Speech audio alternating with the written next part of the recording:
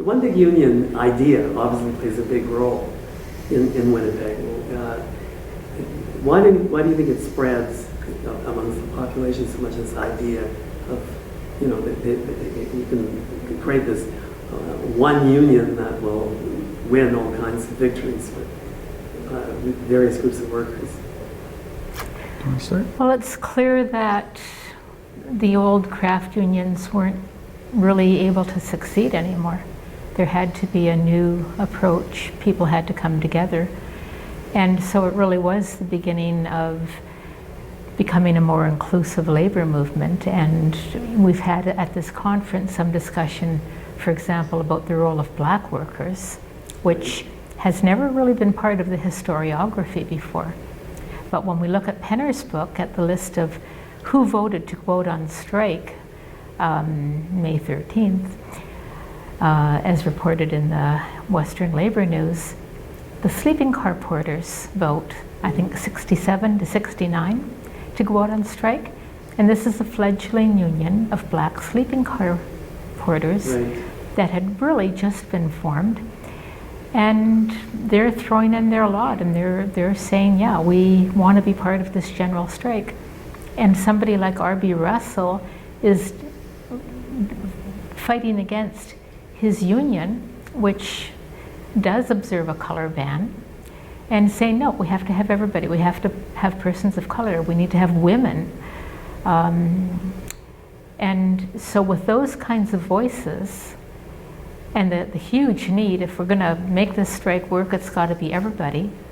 There is an inclusivity.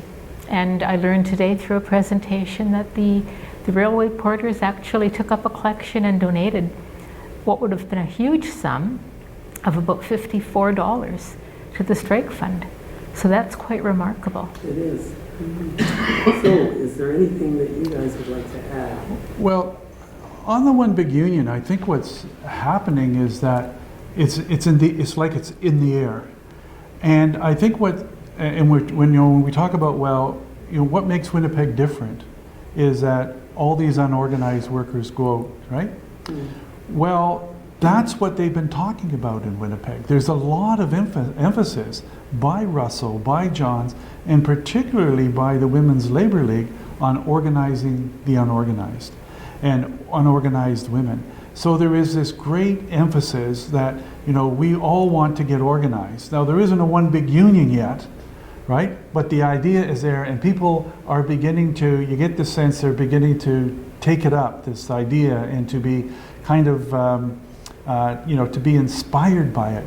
And I have this reminiscence of this fellow from the Ukrainian Labor Temple in 1969. It's the 50th anniversary of the Winnipeg General Strike, and he's writing his reminiscences. And he said, I worked in the packing plant in St. Boniface. And there were a bunch of us, Galatians, and he lists other sort of European workers. And he said, we liked the idea of the one big union, and we joined the one big union, which I think he just meant they go out on strike, because we thought it would protect us from losing our jobs when the soldiers came back. Wow. That's really important, because here are these non-English speaking immigrants who are seeing the union as being an organization for them, and that it will protect them. So that was a remarkable story to come across. The other thing that we haven't really talked about is the amazing role of women in the strike. And I don't think that the strike could have gone on for 6 weeks without the Women's Labor League taking up collections, running the soup kitchens, making it possible for young women who had joined the strike without any union support because they weren't organized to survive, to have a meal, to pay their rent. They were helping people who would have been evicted otherwise. And the women who were in their homes, supporting their families, their husbands, their daughters, their sons who were on strike, were finding ways to get through those weeks and make it possible to continue the protest.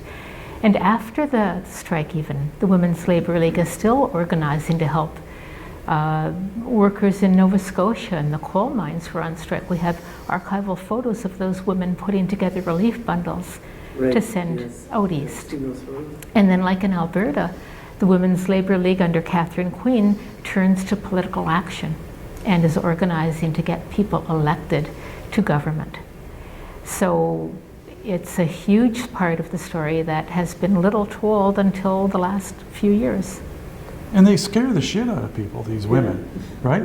Because in the Westons area, the women, they try and bring the strike breaker the express wagons, they try to bring them into Westons. It's the Eaton's delivery wagons. They try to bring them into the Westons, Brooklands area. They're met by a group of women led by the Women's Labour League. And they just say, there's absolutely no way you're going into our neighborhood, right? And the drivers go home and they report in the news the next day that these drivers say, oh, these women, I've never met women like this before. And I've heard language from these women that I've never heard in my life. And once the strike is over, I'm still not going to go back into those neighborhoods. So as Sharon was saying, they were doing all of this and they had this kind of militant presence.